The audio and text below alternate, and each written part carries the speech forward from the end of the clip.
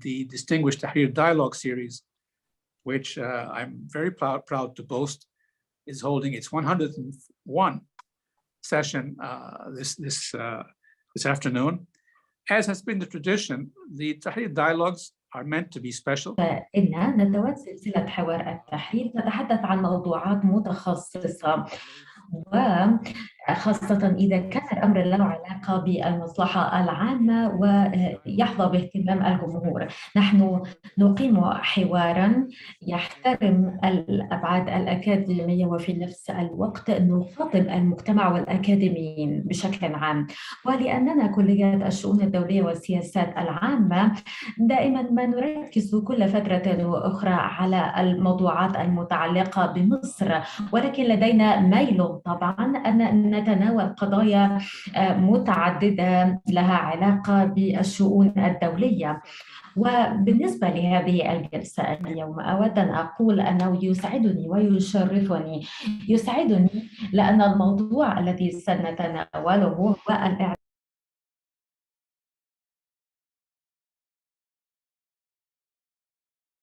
and in the requirements for any progress in dealing with this issue. So nothing can be more topical to everybody around town or the region or the globe than the issue at hand now. And we will be holding several different sessions on this as we get closer to November when Egypt hosts the summit in Sharm el-Sheikh. The reason I'm honored is to be able to have two extremely distinguished speakers with us today. Undersecretary Dr. Vera Songwe, the UN Undersecretary General and Executive Secretary of the Economic Commission for Africa.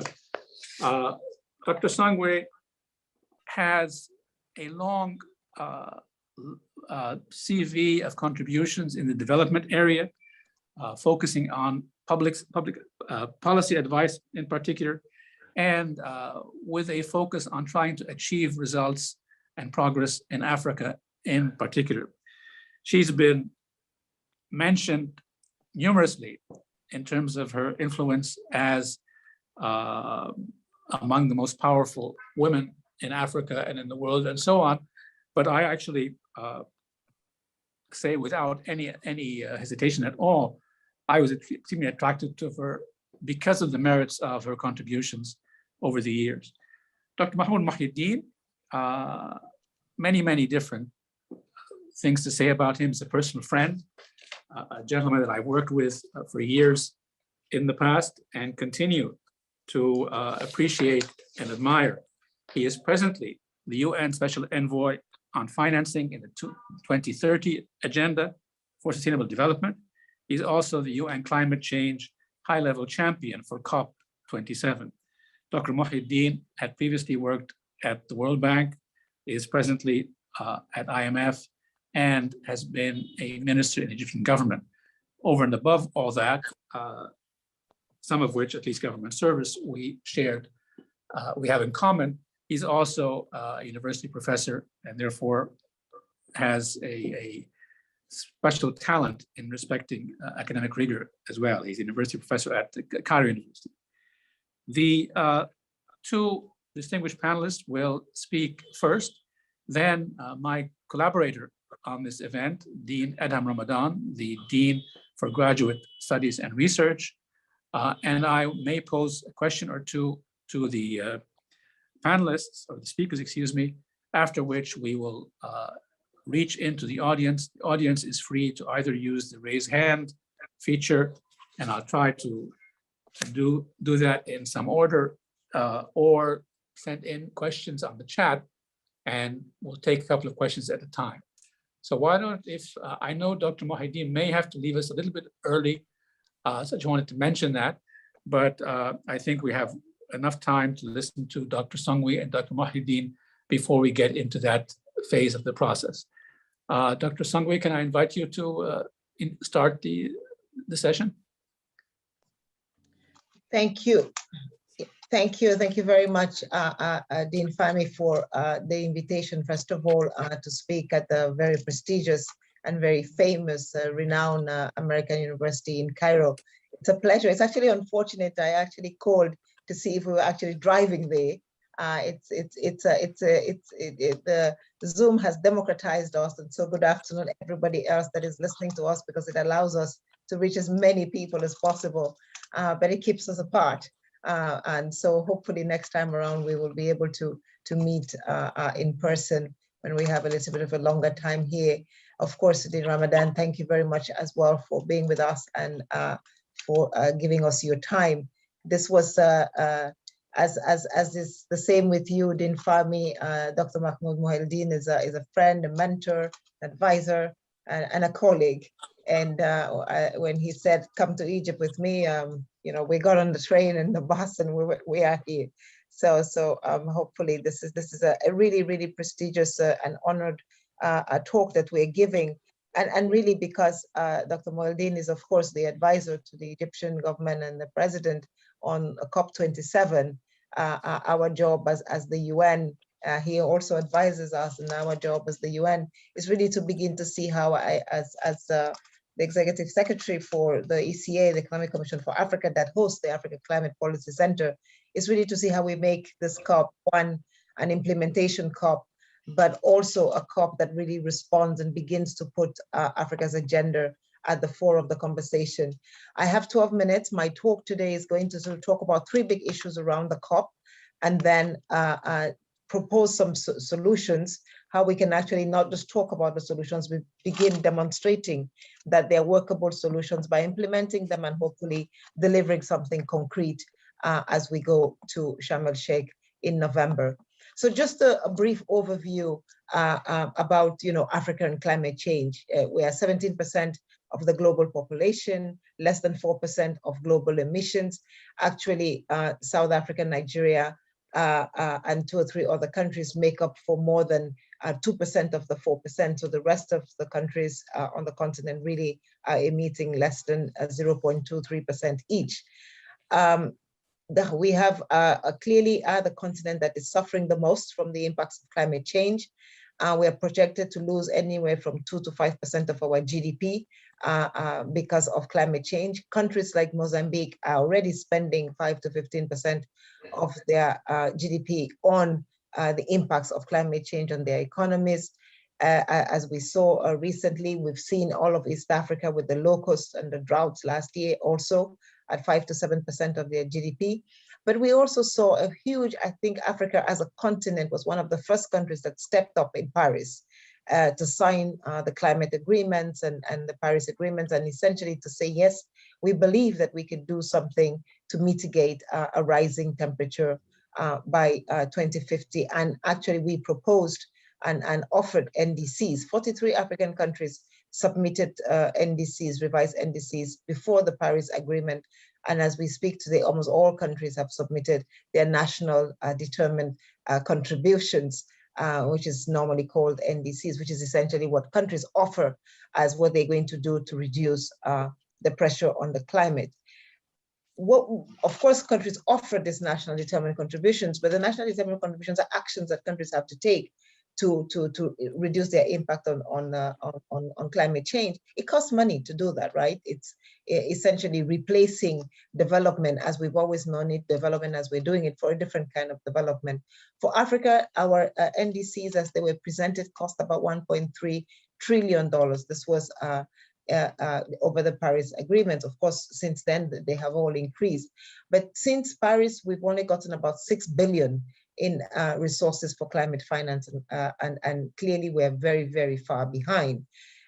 We have now noticed that if we continue to just talk about the promises of Paris, the 100 billion that was meant to come from donor aid, we may never get those resources, particularly that since Paris, we have had the financial crisis, we've had a COVID crisis, and now we have the conflict in Russia and Ukraine. So one of the conversations that we've been looking at is to say, can we move from donor mechanisms that finance climate change and help Africa adapt and mitigate climate to maybe a combination of donor resources, own country resources, which we're already spending 5 to 15% of our GDP, but also market mechanisms and prices that will allow us in a level playing competitive field to actually access markets and have some resources to respond to the climate change. What are the three big issues? And I'll talk about three big issues that Africa, as we go towards COP 27 in Sham, is looking at. The first one, of course, is the energy transition.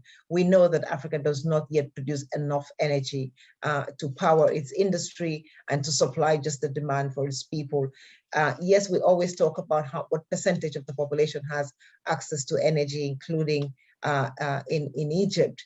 And in Egypt, it's about 99% of the population has access to energy. We don't talk about what is the amount of energy we need to actually transition into the fourth industrial revolution, to have the kind of resources that power our industry, power our services sector in the way that is required for any other developed economy. So we are very, very far away from what we need by way of energy to get there. 78% of the population, over 560 million people, are essentially without access to reliable, sustainable, affordable energy across the continent. For many people, even as they do agriculture, even as they do digitization, they still don't have the energy that is needed. And so one of the big issues that we must compute with is what kinds of transition fuels do we need. Gas, for example, is an important transition fuel. This is a big issue for Africa as we go to COP, but maybe a big issue now with everything else that's happening in Ukraine. I think the idea, maybe in November or September last year, we were talking about gas as a just transition. Today we hear from Europe gas as a security issue. Energy security has become primordial, and maybe with that we will get more investment in gas.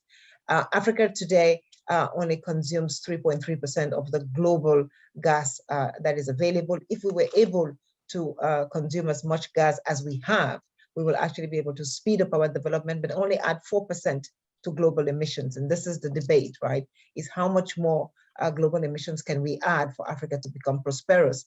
With the argument that when Africa becomes prosperous, it's faster than actually for us to improve on our climate habits.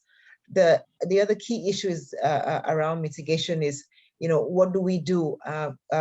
Many other countries have different kinds of base loads for their energy. For Africa, gas is an essential, immediate base load that we can already begin to use. Yes, eventually for countries like Egypt and Namibia and others, we will do hydrogen, but hydrogen is extremely expensive. The infrastructure needs to be put together. How much is it going to cost, and what is it going to take for us to ensure that we can do that? The second key issue is adaptation, loss, and damage. Excluding many of the countries in North Africa, Africa's adaptation cost is anywhere between $30 to $40 billion. If you look at all the international efforts that have been put to cost adaptation, we would say it's about $50 billion a year. Africa needs investments of over 1.3 trillion of adaptation by 2030 in order to implement all of its national determined contribution, but less than 20% of those global adaptation finances flow to Africa. We just came from the central bank, where essentially we were talking about the fact that, when there are tensions or crises from other parts of the world, it actually hits our continent, which means that we need to divert resources from what we were already planning to do to respond to this crisis. So even with the resources that we have to put towards adaptation, we do not have the right amount of resources. We're going to see growing food insecurity because of the crisis now in Russia and Ukraine. And then what is the conversation? Do we have a conversation around a different, renewed kind of agriculture that is also climate sensitive, or do we just go ahead and say we need to ensure food security? And those tensions that Africa has to face, and where do we find the pricing for that? We know that climate change is going to be an important component of our food security conversations. By 2050, climate change would negatively affect our agricultural crops by up to 22%.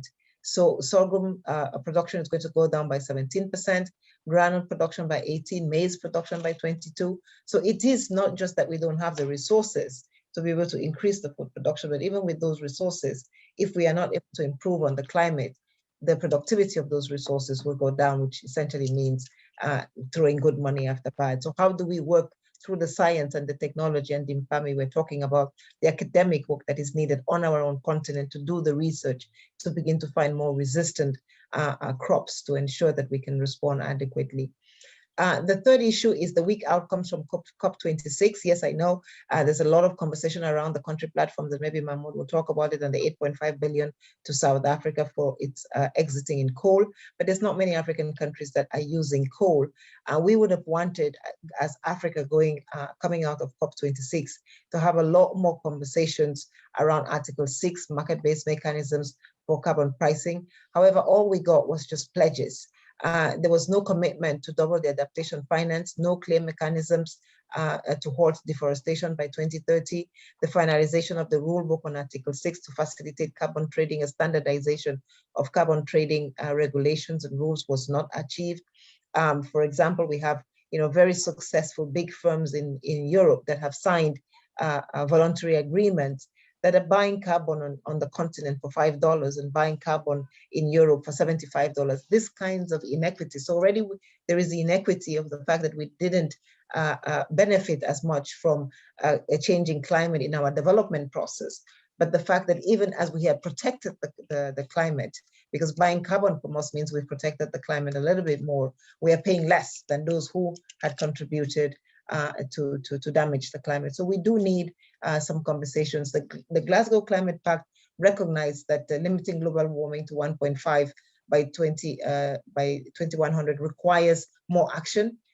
This crisis clearly is taking us back. What more do we need to do to ensure that we can at least overcome that? The first thing that clearly needs to be done is to focus on the green recovery. We have just produced a report, and I'll leave it with you, Dean Fahmy, that demonstrates that actually a green recovery is possible because a green recovery is more resilient, it creates better jobs, and it actually makes growth faster. We showed that in South Africa, for example, we could create 250 more jobs if the government of South Africa focused on a green recovery, and actually it's that report that was shared at COP26 and part of the conversations that happened there.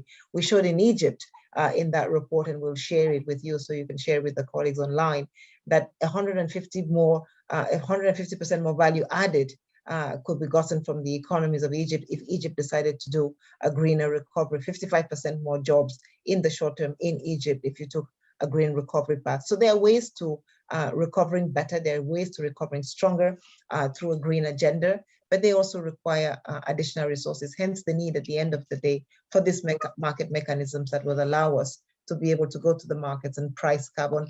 The other and final comment is, in terms of the carbon pricing, in terms of how one raises resources for carbon, Egypt is one of the rare African countries that has issued green bonds. But today, even when we issue green bonds on the continent, we being Africa, the returns or the cost of those bonds still remain quite high. So we don't get any additional discounts because we've issued a green bond compared to when a Europe or European country does that. So there is more work that needs to be done around the environment, the social, but also the financial part to ensure that Africa is rewarded for green bonds. Africa is rewarded actually for doing all the work that it's doing. We are now leading a conversation around the peatlands of the Congo and the Congo Basin sequester almost 3 years of carbon. If today we were to burn down the peatlands, forget the conversation around climate change, we will get to 2% within 3 months. And so essentially, if Africa were to monetize this effort that it has made to sequester that much carbon and protect the world from an increasingly hotter climate, then we can have a lot more resources and much faster to catch up with our growth and probably reduce the climate impact of Africa in the world. So on that note, I think there is a lot that we can do going to COP. We can, again, as part of the projects that we're working on, there's a conversation around debt for climate swaps. There's a conversation around how we reduce the cost of market access around green bonds and how we can structure them. There's a big conversation around the environmental, social, and governance processes that are going to agree to what is a green bond, what is a sustainable bond, what are the governance issues around verification and pricing and demonstration of project monitoring. So I think one of the things that we are doing today is socializing these concepts in Africa and hoping that as we get to COP, Africa takes a commanding seat at the table and is actually able to influence the decisions that are made, but also present some projects in terms of what it is doing to contribute to a better climate. Thank you very much for your attention. Thank you, Undersecretary Sangui. Thank you very much. Very direct points raised as well as suggestions made. I don't want to get into a summary of what you said because you were so eloquent and and precise, but I also want to manage time as much as I can. And therefore, I'll give the opportunity to Dr. Mohideen to share his reflections and comments. Then we'll come back to both of you with some commentary from either Dean Ramadan and myself or the audience. Dr. Mohideen. Right. Thank you so much, Excellency Dean Fahmy, for inviting me to participate in this important discussion with my good friend and sister, Dr. Vera Songwe. And many thanks as well for Dean Ramadan to join us in this discussion today. As always, Vera managed to cover the critical issues very well. And that may make my life easier or more difficult. We'll see.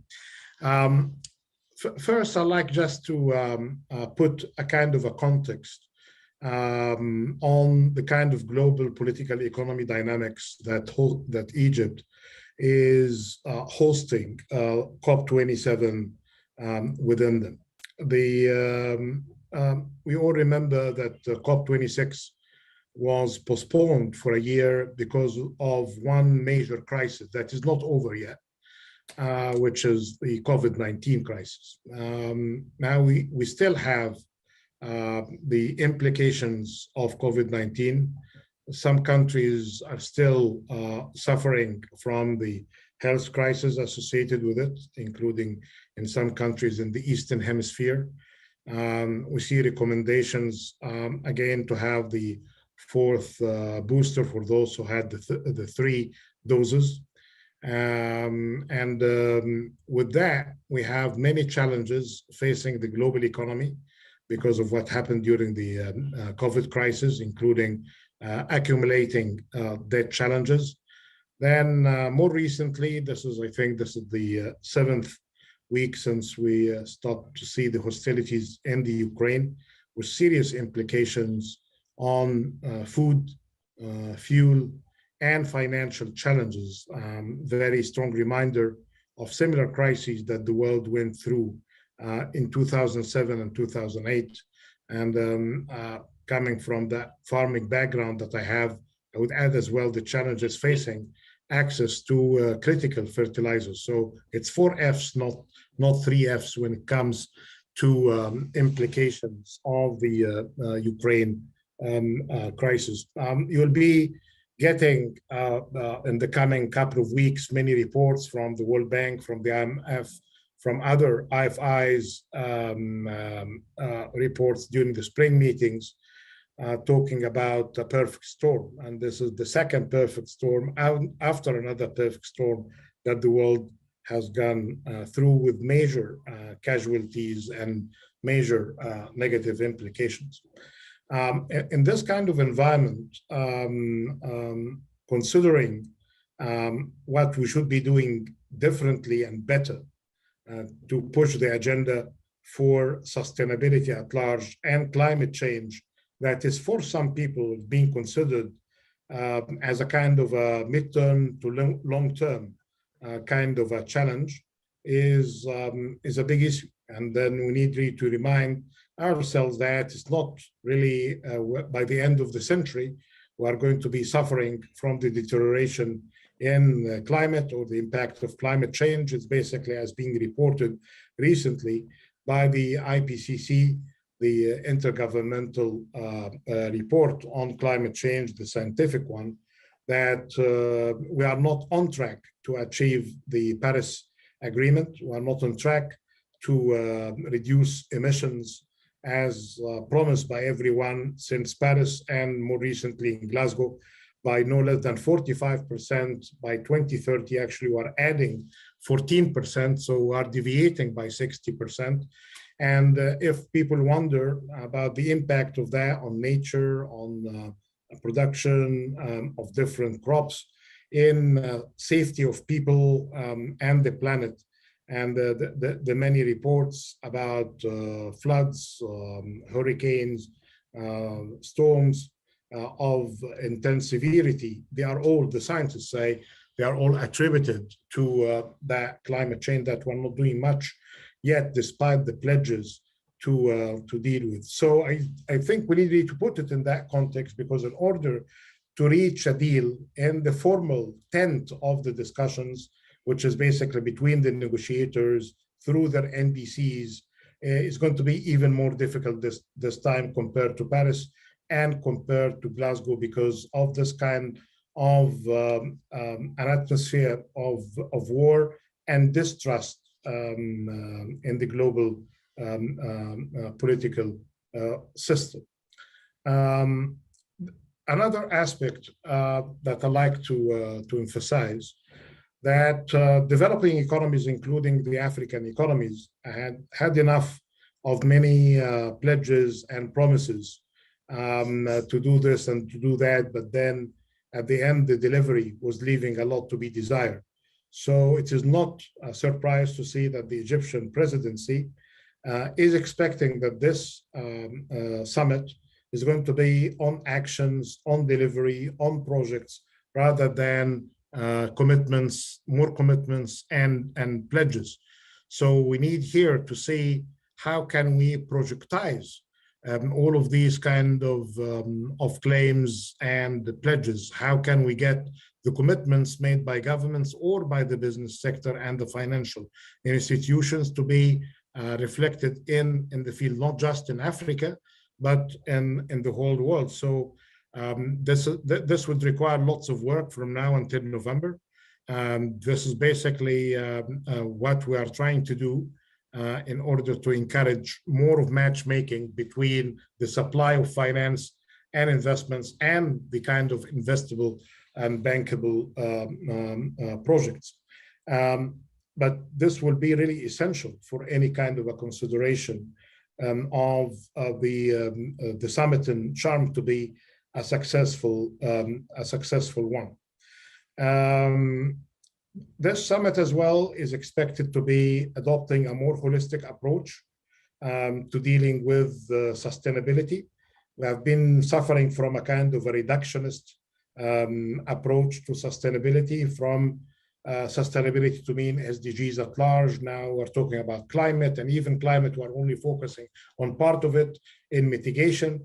And as mentioned by Vera, there are a lot of issues related to adaptation and the loss and damage file that have been left without any kind of serious consideration, including on the kind of investments and finance required for them. In mitigation, we have been seeing some progress, not enough, but at least we saw the progress. You see the investments in renewables, in solar and wind, including in Africa, in different places, including in our country here in Egypt, in Morocco, and all over the continent. But the trouble really comes when you need to consider more funding for adaptation, and with the portfolio even coming from the MDBs, from the multilateral development banks, is more towards mitigation and less so when it comes to agriculture, food management, water management, infrastructure, protection of shores, and the likes of activities that have more public benefit than the private benefit. That will be really a very serious discussion to have, and hopefully more projects as well to be supported. Adding to that, the loss and damage file had been a very contentious and controversial file, with three approaches about them: neglected. The second one, okay, make some sort of recognition, but put it within the adaptation file. The third is basically to push hard, which is basically the view of the developing economies. Those, as mentioned by Vera, like in Africa, are not emitting more than 4% for the whole continent, but still are required to contribute as if they are responsible for the mess that we're in.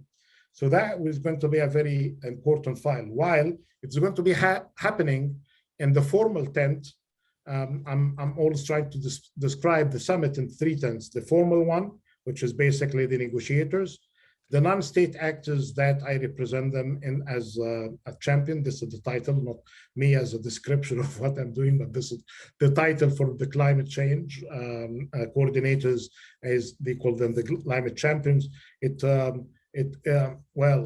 sounds impressive in English and even more impressive in Arabic when you talk about رائد المناخ.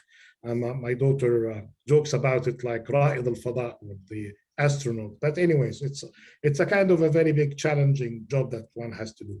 Anyways, coming close then, this is the kind of context that we need really to have this holistic approach more in the implementation rather than claims and pledges and commitments without implementation. And then managing the transition. This is a very critical topic that even OECD countries we saw in Europe, they messed it up as well. They didn't manage the transition well. They didn't phase themselves out from the hydrocarbon-based sources of energy, and they didn't have the substitutes.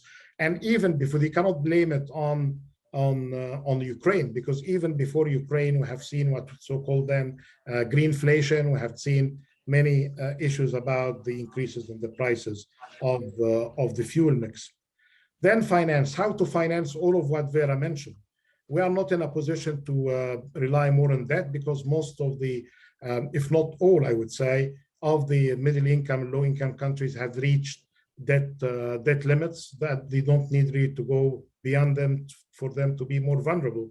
So the only way is to start seeing how long-term finance can leverage the private sector and to invest rather than lend into activities. This requires a great deal of work on data systems, on de-risking, and in sharing information about what's really happening. And we know all that the perception of risk in Africa, as an example, because the focus today is in Africa, but this is the same for other developing economies, the perception of risk is much higher than reality. But that needs really better information, better data system, and better monitoring and evaluation of what's happening in the field.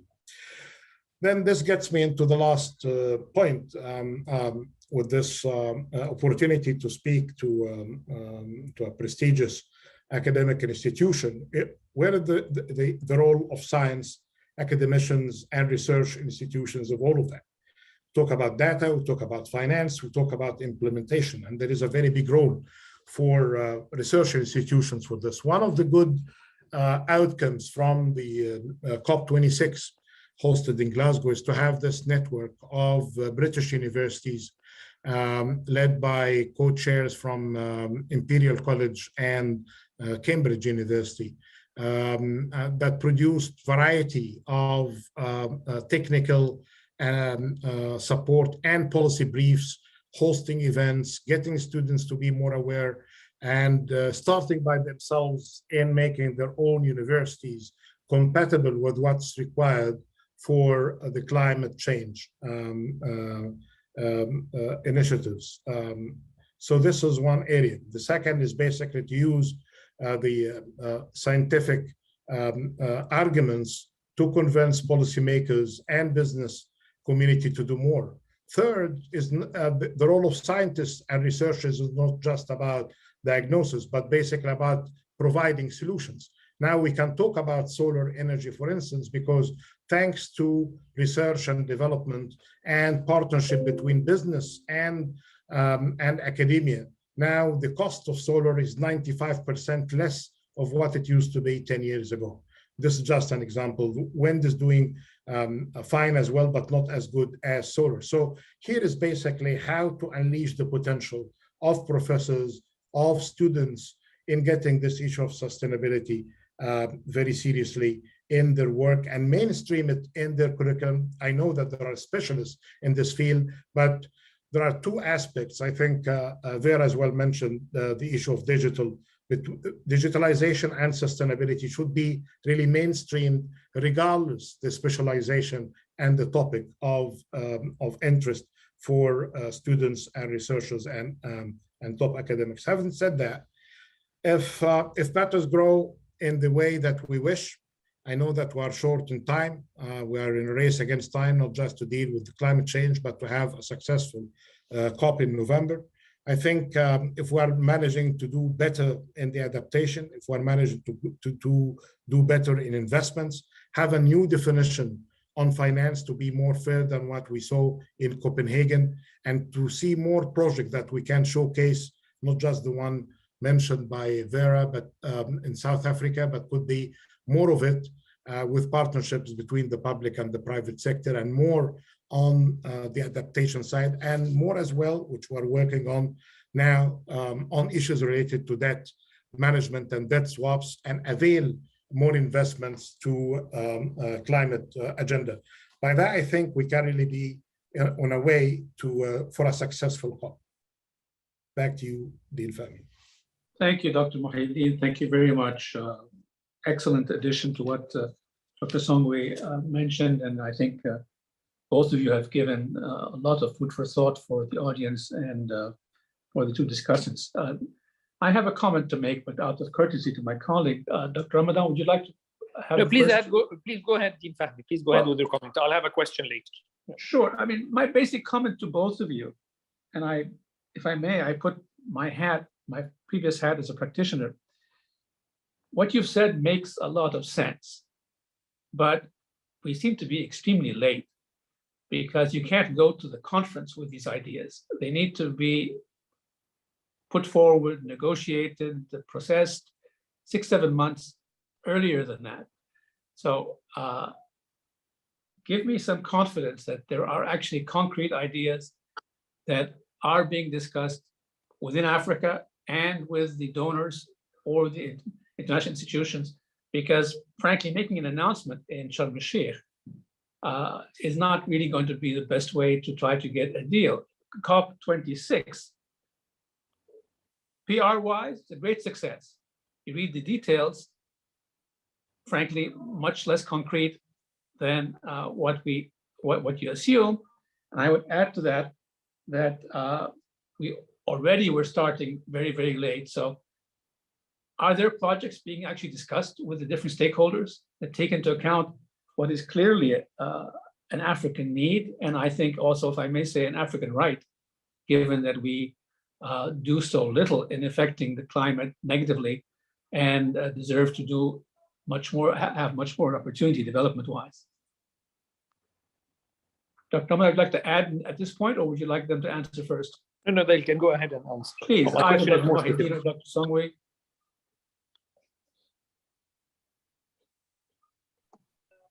Well, I could start, maybe. Please. No, I think that's you're spot on. And if you remember, Dr. Mohideen started by saying that we postponed COP26 because there was COVID. And now we have another global crisis, and so there is conversations about readiness. But I think and those conversations are justified and should go on.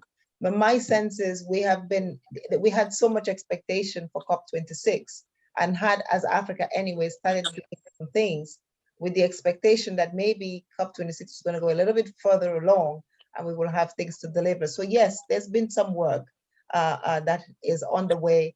A couple of initiatives around, for example, I talked about what I like to call investment for climate swaps. Many people call it debt for climate swaps.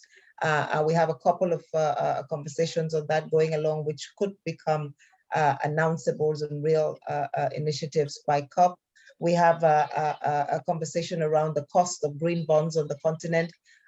Our margins are almost 3 to 4 times. Actually, there is no difference between an African green bond and a plain vanilla bond, if you take the case of Egypt, for example, and which means there's something awfully wrong with the market and the way markets price the efforts that we do towards climate change on the continent, and how they price it for others.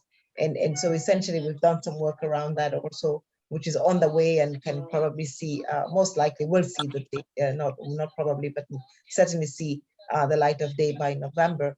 I think where we need a little bit more work, and Dr. Mahmoud was talking about that, it's really around the environmental and social and governance guidelines. And essentially, you know, the voluntary mechanisms I talked about, you know, $75 in Europe and $5 on the continent. We need to sensitize our regulators more. We need to sensitize our negotiators more. But we also need to understand what are the 4 or 5 criteria that are needed, and then make sure that we can deliver on them. And that if we cannot deliver on them, we go to COP, not postponing the discussion, but asking for waivers. so that we can begin to benefit from these market mechanisms while we adjust. It's similar to the Basel, in the sort of governance banking sector.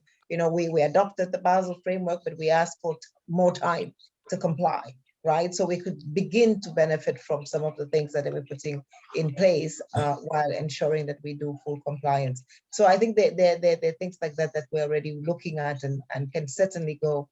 And then there are projects where essentially we can already begin to look at where we know huge asset managers, huge fund managers that are looking to invest in more sustainable, more green projects. And we need to sort of collate them. In Egypt, for example, tons of waste management, solid waste management, hydrogen projects that are on the way. So we can put those forward as part of the offer for COP27 and go there with something really concrete and solid as we go forward. Well, if I may, just in a minute, I think I agree very much with what Dr. Sungwi just mentioned. And the other thing that in Glasgow, there have been a lot of promises of things to be done by Sharm el-Sheikh. So there have been lots of work that started already from November to be finished in a deadline in November 2022. And on that, lots of work on issues related to finance, matters related to the revision of the NDCs. This is more on the formal discussions. But on the projects where, as mentioned, the case of Africa, and even if we're taking more on the holistic approach, we could really be seeing lots of examples to be showcased well before November. And the discussion that we have been having today with the aggregators, with the Federation of Egyptian Industry, with the Federation of Egyptian Banks and their associations, the chambers of commerce. It's basically about these kind of partnership that we need really to work on, showcase them in a form of roundtables and events from now and until November. So when November comes, you will be seeing all of these kind of examples of collaboration in the field that should be highlighted. The other thing, that those who committed the $130 trillion of assets under management are now keen to deliver, because there are many question marks about the announcement and what's being delivered. They put some conditions. Now there is a pipeline of projects. So the magic of matchmaking is required to be done by the likes of the IFC, by the African Development Bank, by other IFIs. And there could be some good news here, because I know that there are a couple of projects that could be just scaled up and to be more aligned with with climate change. But you are very much right. As we are late in achieving the targets under the Paris Agreement, we are very much as well late for many years in how to push these claims and pledges into projects in the field, and how to link them to jobs, and how to link them to poverty reduction. And I think the opportunity there, and there are many examples that we are going to be showcasing more. I see the opportunities despite the odds.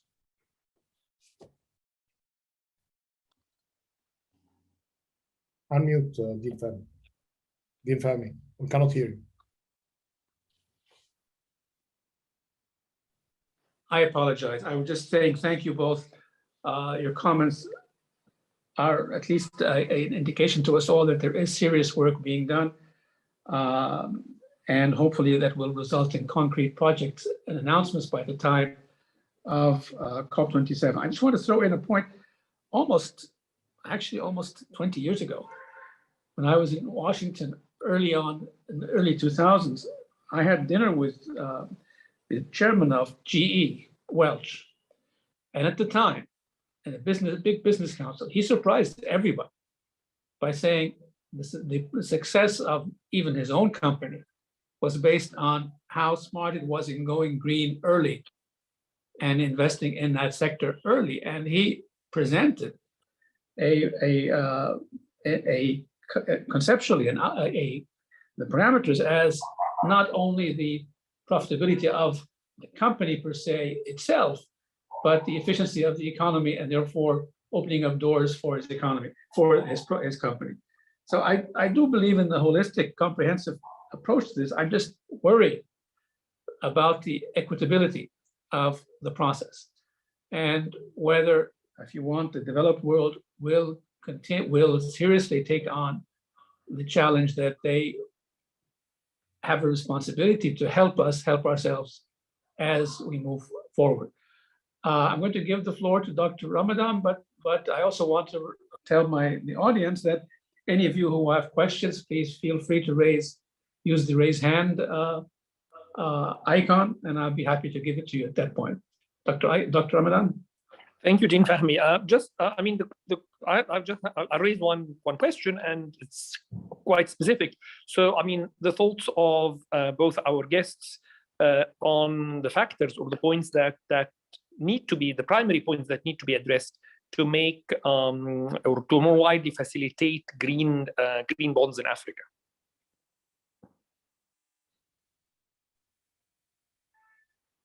Either of you want to respond to that? Oh, sorry. You're asking for what do we need to do? I think the first big thing that we need to do is have a conversation with the rating agencies, because essentially the pricing comes through that. And we don't yet have for Africa the clarity or the harmonization or the standardization that Europe has. And Europe has done it. Essentially, it says a voluntary mechanism. But as you know, you have non-binding and then it becomes binding. Europe has come together and put together a voluntary mechanism, which for all intensive purposes is now being used as a benchmark for pricing. Given that Africa hasn't done that, it's very difficult. There are 3 or 4 things that need to happen, at least basic. And I just give you sort of the headline titles, and we are, as the Economic Commission for Africa, working on it. The first is updating having the NDCs, the nationally determined contributions, first done, submitted. The second then is doing something that's called the biannual update report, which means every 2 years you must revise and update your submissions in terms of what you're going to do along the lines for improving the climate. The third, and which has become the more difficult, is around the whole sort of certification processes. And essentially, and certification, there's a whole industry now on greenwashing and non-greenwashing. And that's where it's very important for Africa to come together with a single voice to determine what it is that is being called green, what is it that is, how it's measured, and essentially the DNA of carbon. What carbon do we price? Forest carbon is different from agricultural carbon, is different from oceans carbon. And he who decides, the need, puts the price on it, that Africa is doing the offers. And so essentially we should be on the table when those price differentials are being set, and we haven't done that yet. So because there is a kind of vacuum in the system for us, both the rating agencies, but even those looking for carbon, then have the right to determine that our carbon is not as climate saving as alternative carbon, even for the same kinds of DNA. Just because we're on a different continent. So those are the things we really need to work with rating agencies, and then adhering at the minimum to the European common standards. And this is why the COP is important, and as Africa goes there, to see what is it that we cannot do and ask for some time, and what is it that we want that everybody else is not doing that we need them to do, because at the end of the day, we're protecting for Africa as well. And so we need to ensure that the standards are put in place. So I give you a very easy one, and then I stop there. Secondhand cars, for example, or plastics, right? Rwanda and Costa Rica were the ones who put in place the bill for plastics. Has finally passed against a lot of resistance from petrochemicals and plastics companies that are not African. Of course, the profits are not coming to our continent. Secondhand cars, the requirement for standardization or for meeting car standards, when you break them in Europe, then the car gets exported to Africa. There is no conditionality that says, before you export a car to Africa, make sure that you meet all the environmental standards. Africa, of course, doesn't have the capacity to test and insure all those cars. So a very simple mechanism that says, there is a carbon credit or a carbon negative for every country that exports secondhand cars to Africa without having tested them will be something that the Europeans will have no interest in putting in the framework, but which Africa should immediately put on that framework, for example. Dr. Mahmoud? Yeah, if I may just, on the issue of standards and concepts and procedures, the industry is all over the place. There is more than $2.9 trillion managed by thousands of funds around the world. And the issue on lack of standardization had been making many people frustrated and concerned about where their money is going. Dr. Songhi just mentioned the concerns about greenwashing, and they are very much legitimate. And even if you are going to verify what some of these 2,900 funds are doing with their trillions, there are different approaches and different standards and different ways of doing them. So you cannot really compare and assess performance if you are investing. The solutions to that came recently, and that was announced in Glasgow, and is going to be hopefully progressing by November. A committee led by the former Minister of Environment and Climate from Canada, Catherine McKenna, with a dozen and more of experts. Their role is to develop the procedures, guideline, and the standards to be followed. And hopefully, they have the mandate from the Secretary General, who appointed this or formed this committee, is to finish the work by the end of the year, but we need to see some progress before that. They will be providing the guidelines for all of these ESG-based kind of investments, environment, social, and governance, including the green bonds. And that hopefully will minimize as well the transaction costs associated with issuance of these bonds, because some of the issuers, be them governments or municipalities or corporates, see them more expensive than their counterparts of conventional means of funding because of the verification processes. So there is an awareness of this issue, and the industry need to be developed further, but the transparency and governance rules need to be developed as well. So I'm happy that there is some good progress in that front. Dean Fahmy, apology, I have another, as I told you, that I have another commitment that I have to leave for. I'm sorry that I will not really be able to continue this important discussion, but many thanks for giving me the opportunity. Thank you, Dr. Mahmoud. We'll continue for another 10 minutes or so with Dr. Songhi, but thank you very much for being with us. I have two questions here from the chat. First of all, and I'll give them both at the same time, and Dr. Songhi, feel free to answer it in whichever way you feel you are comfortable. First question comes from Radwa Sami, asking about how can we help affected countries from Africa in bearing the cost of the negative impact of climate change on women in particular. That's one question. And the other question, which was addressed to both of you, was from Alexander Dufour. What's the best way to encourage the private sector to buy in to realizing this process of net zero by 2050? What do we really need to offer? Because it's clear that depending on governments alone, whether politically or given the present environment internationally, is not going to give the results we want. And I think you mentioned that excellently in your first comment. Dr. Songhi? Thank you very much, Dean Fahmy, and the questions from Ms. Dufour. And I think on the gender conversation, I think two things. The first one is a cooking stove, and it's not a problem for Egypt per se, but it is a problem for the continent, for Latin America, and for Southeast Asia. We still have across the globe at least 23 million women who die every year from respiratory diseases of some sort because of poor cooking practices. And so clearly there is a conversation there. And this is where part of that whole conversation around gas as a transition fuel was an important one. Because essentially, if we can move to gas as a transition fuel, then you begin to get clean cooking stoves that you can transition many more people onto. We've seen a little bit the disasters that happen in the Amazon because, you know, we let the forest be cut down for different purposes and how that ended up. So I think one thing clearly that is a gender sensitive element of the whole climate change agenda is, you know, respiratory diseases, cooking mechanisms, cooking techniques that can change both in Latin America, Africa, and Southeast Asia. The second thing, of course, is affordable, the green transition for energy.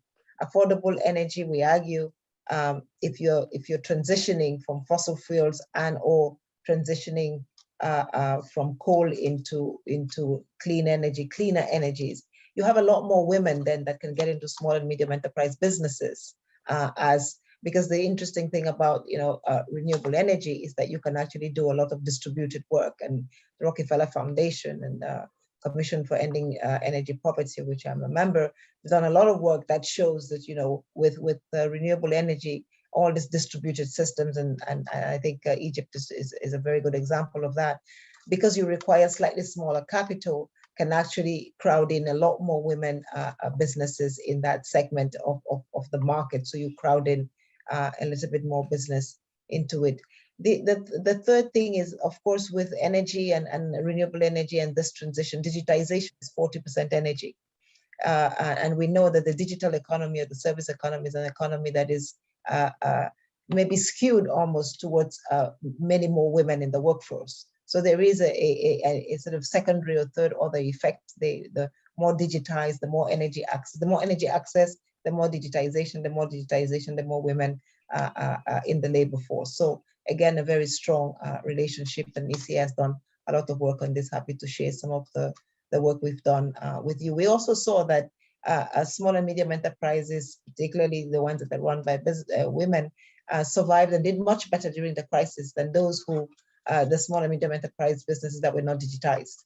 So again, there was a sort of a bias there during the crisis that showed more resilience. On the second question, what can we do to make business more interested in climate? Business doesn't start off with its objective to be interested in climate. Business starts off with its objective to increase shareholder value. I think this is why we want them to exist. So the only way that one can make them a little bit more attuned is that the shareholders demand it. And I think what we are beginning to see increasingly is that shareholders are demanding. And so there's two ways of pressuring business. It's one, shareholders demand, and we're seeing increasingly that. We saw that with a lot of the shareholders of German automotive companies that forced essentially Volkswagen and the rest to put dates on when they will move to electric vehicles as part of why the CEO will stay in business. Once you have that as the incentive, then you can get it. So there's a carrot, there's a stick. The other stick is, of course, the consumers. Consumers are beginning to be more discerning. Consumers will not buy whatever the commodity is if it's wrapped in plastic. Maybe they buy so essentially it's the choices that we make as consumers that can also determine and force the private sector to move from one segment of the market to another. And then if we are lucky, women on boards are more environmentally sensitive, and they can also change decisions. Thank you. I have a couple of questions on the chat, but let me also throw in one of my own, because you partially mentioned it. I was in a discussion this morning about climate change and whether or not the climate change agenda was taking into account enough public health issues. Not only the question that you answered, but generally speaking, the effects of climate change on public health. And my counterpart at the time was actually very critical that he felt it was not, and I frankly did not know the answer, so I didn't claim otherwise. But there are two other questions from the chat. One from our colleague Ali Haouni here at the university, and he was mentioning correctly that COP22 was in Marrakesh, the first time in Africa. first time for COP in Africa. And he was asking, what are the lessons from COP22 that we can take into COP27, especially regarding the African agenda per se? And I'm sorry to throw all the questions at you at the same time, but the last question I have here for the time being, which I think you addressed partially already, is frankly a direct question. What should global actors, particularly the major developing countries, but for that matter, also the multinationals, do to address the losses and damages of climate change impacts on Africa?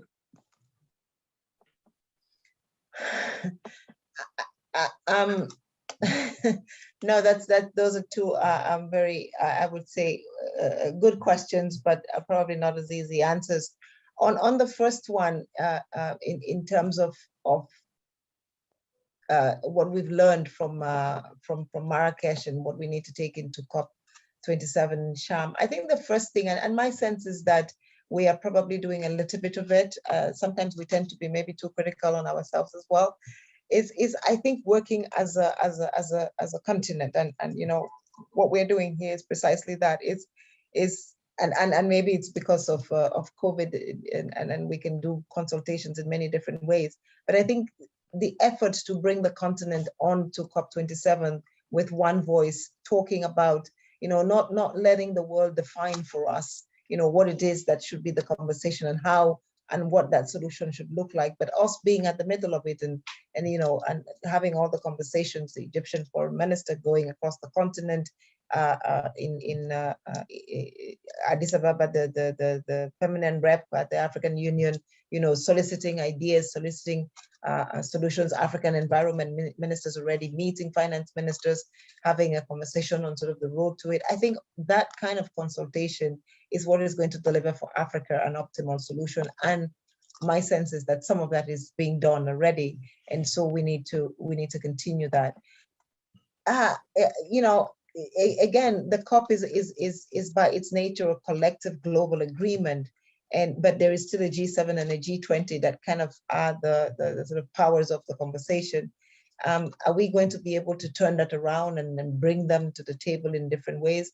Not so sure. And so I think there is maybe a lot more conversation that needs to be had with the Indians and the Brazilians that are going to be coming to the COP with different demands and different requests that sometimes may be going against what sort of collective Africa requires. And then those are a few that I can think of, but I would say that we shouldn't be maybe overly pessimistic about not having learned from Marrakesh. I think we have.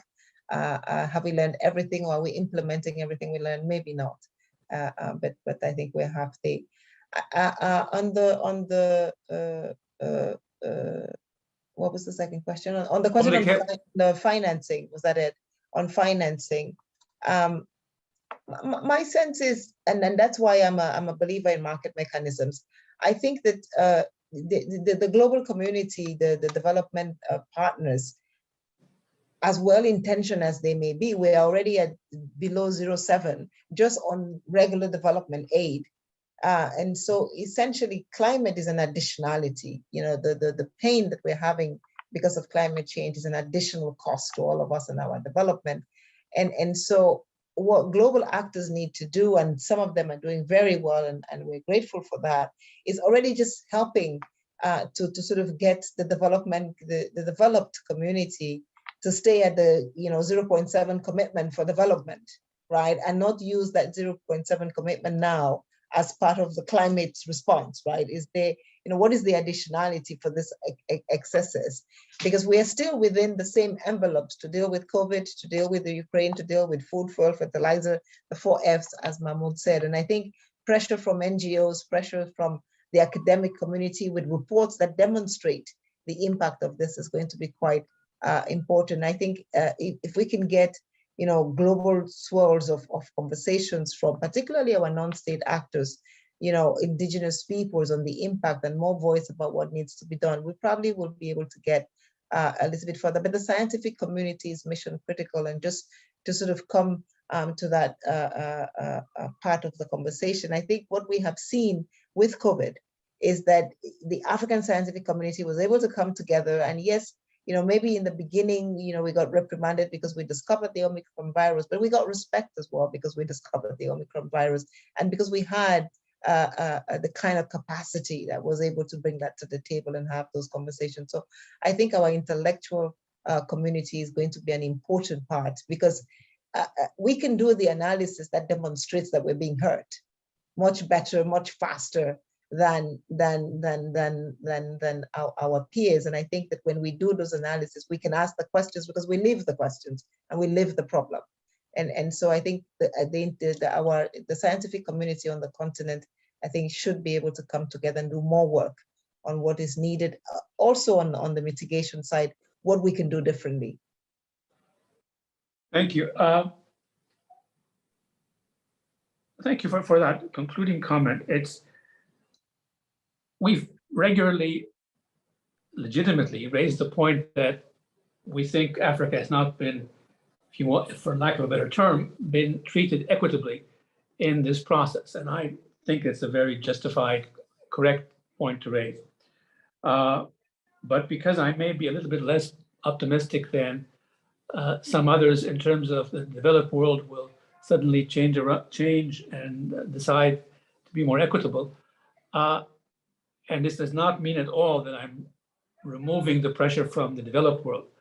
What can we do as Africans that might help our situation, if not the overall global situation, better? But is there something that we can actually do together as Africans?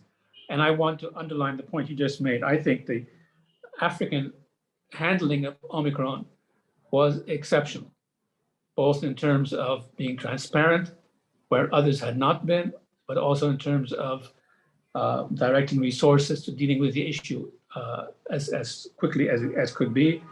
And I think it's something that we should all be proud of. I fully agree. We don't celebrate it enough, and we should continue to use it. I think, and that sort of is the segue into the answer to your question. Is two things happened during the COVID crisis. One of them was, I think, this sense of African health ministers working together, African finance ministers working together, the African Union working together, and so almost organically, the Africa positions on COVID just came out, right? Because there was the scientists working together, and we could come together and agree on where we wanted to go. So this sort of united vision was quite important. We've seen Africa do that as well under the African Continental Free Trade Area Agreement. So this is no longer sort of a dream that one day we will speak with one voice. We can actually do that. And my sense is we need to keep doing that even more often. And so going into the climate conversations, going into COP27, if we went together as one and demanded that rating agencies, took, climate action as part of their, and then defined it, right? And so part of the conversations we were having today in some of the meetings was, a lot of African financial systems are funding agriculture. So essentially we are funding green, we're funding climate, maybe if we're not funding sugarcane that eats up a lot of water, but a lot of our agriculture produce is actually sustainable. And I think we do need to put some of the rewards that we're doing. I, for one, have stopped talking a lot about Africa didn't cause climate change and we're suffering and somebody needs to help us. I think we should talk about Africa is saving the climate. When you look at the peatlands of the Congo, right, we're sequestering 3 years of carbon. I just did a TED talk on it. I'm asking everybody to look at it, saying, that's trillions of dollars that we've saved the world in terms of sequestering carbon. We should be asking for compensation for that and saying this is an economic good, and an economic good that now has a market value and that we should be rewarded for it. I think those kinds of conversations, we know that, if we could put them in place, then we will accelerate our growth and get to a place that is globally consistent for everybody. So we should be able to find some of these things that will work for Africa, the public commons that Africa needs to do. We should fast track some kinds of standardization or harmonization. We shouldn't wait for everybody to do it and then join. We should be part of the decision making as we go forward. And again, a case in point, Africa is now very well advanced on e-commerce regulation and standardization. Even as WTO is squabbling about it, we've at least developed something that is African, that when the rest of the world decides to come and sit down and talk about it, we can put something collectively on the table. So we have good examples of how we can come together to make it work. Thank you. Thank you. Thank you. You've responded in the constructively aggressive fashion that always makes us proud of what you're doing. I want to thank you for that. The concluding remark I have here on the chat is actually a very interesting but long comment, so I'm going to summarize it. It comes from Yasser Hassan, who's with the ILO. His basic points, which are correct, are that we cannot succeed without a social consensus on sustainability, and that requires partnerships. And you mentioned that in the very beginning. He adds to it governments, employers, and workers' organizations. Another point he makes is that you can't deal with poverty issues. You can't ignore poverty issues as you try to deal with the environmental issues. And he gives specific examples, charcoal, logging, and all that. I won't repeat them because I know you know them well. And from the audience I see here, they're all educated in the subject. But that's another valid point that is being raised. And then his question really was that NDCs were intended to be bottom up, self-determining innovation of a self-determining innovation of the Paris Agreement. How many NDCs in Africa are short-term or running only until 2030? Are they transactional? Is there a focus on specific investments rather than creating the markets? You could just comment on that last point or any of the other points if you wish.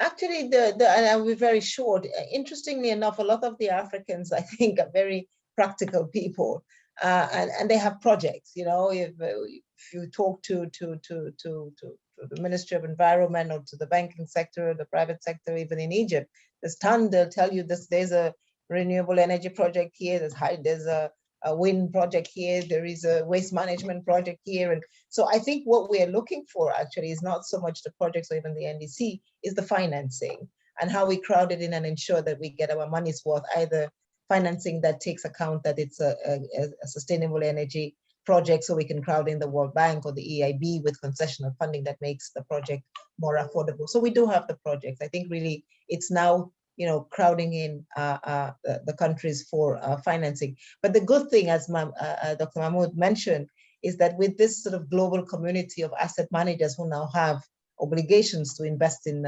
clean and renewable energy project or renewable climate sustainable projects, there is now a financing source. So really, what we need to do is ensure that, you know, even if you don't want to create institutions called markets, that the one market for every project clears, right?